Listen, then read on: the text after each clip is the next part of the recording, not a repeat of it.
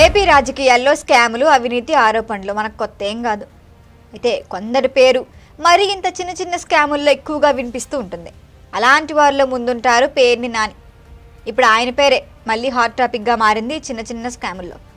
అయితే జగన్మోహన్ రెడ్డి పాలనలో మనకి తెలిసి లిక్కర్ స్కాము, ఇసుక వంటి స్కాములు జరుగుతూ ఉంటే వాటి ద్వారా పెద్ద పెద్ద నేతలు వేల కోట్లు కూడబెట్టారని విమర్శలు వచ్చాయి, మనం విన్నాం. కానీ అదే సమయంలో జగన్మోహన్ రెడ్డికి అత్యంత సమీపంగా ఉన్న వారిలో ఒకరిగా చెప్పుకునే పేర్ని నానికి మాత్రం అంత పెద్ద దారిలో పాపం ఏం ప్రయోజనం దక్కలేదనే వ్యంగ్యంగా వినిపిస్తోంది.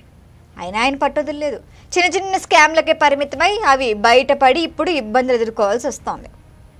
అయితే ఇటీవల బయటకు వచ్చిన ఓ కొత్త ఆరోపణ పేర్ని నాని మళ్లీ వార్తల్లోకి తీసుకొచ్చింది. అయితే మచిలీపట్నంలోని రంగనాయక స్వామి ఆలయానికి చెందిన భూములపైనే ఆయన కన్నేశారన్న మాటలు వినిపిస్తున్నాయి. అయితే ఆయన జగన్ సీఎం కాకముందే ఆయన ఎమ్మెల్యేగా ఉన్న కాలంలోనే ఈ వ్యవహారం మొదలైందట. ఇది ఎవరికి తెలియదు. అయితే ఆలయానికి చెందిన భూముల్ని అప్పనంగా వేలం వేయించి తక్కువ ధరకు బినామీల ద్వారా కొనుగోలు చేసినట్లు కూడా పేర్ని నానిపై ఆరోపణలు వస్తున్నాయి.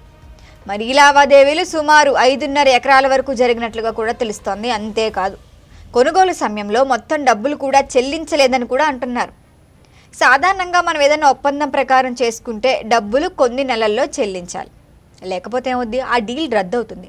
కానీ ఇక్కడ మాత్రం 2011లో మిగతా డబ్బులు చెల్లించానని ఆరోపణలు చెబుతున్నాయి.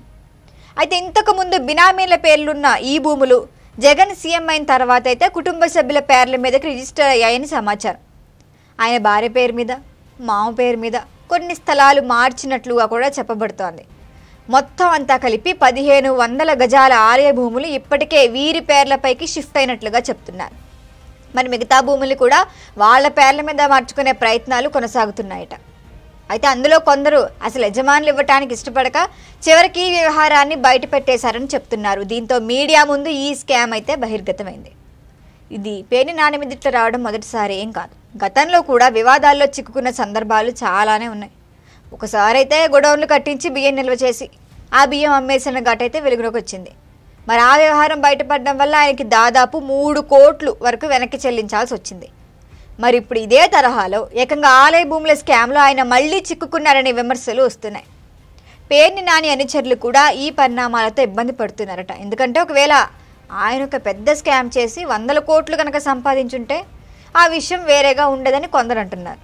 కానీ మరి ఇలాంటి చిన్న చిన్న స్కామ్లలో చిక్కుకోవటం వారికి అవమానంగా అనిపిస్తుందట. ప్రతిసారి ముందస్తు బయలు వచ్చే వరకు పరారీ కాకపోవటం, ఆ తర్వాత మళ్ళీ ఆరోపణలో చిక్కుకోవటం, మళ్ళీ అజ్ఞాతంలోకి వెళ్ళటం, మళ్ళీ బయటికి రావటం, ఇవన్నీ ఆయన ఇమేజ్ని బలహీనపరుస్తున్నాయని కూడా చెప్పొచ్చు. మొత్తానికి ఇప్పుడు మచిలీపట్నంలోని రంగనాయక స్వామి ఆలయ భూముల స్కామ్ పేర్ని నానికి మరొకసారి నామోషి తెచ్చిపెట్టింది.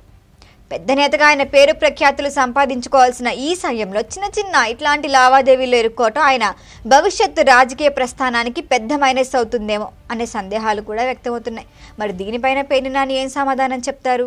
ఈ విషయం ఎక్కడి వరకు వెళ్తుంది మాత్రం ప్రస్తుతానికి సస్పెన్సే.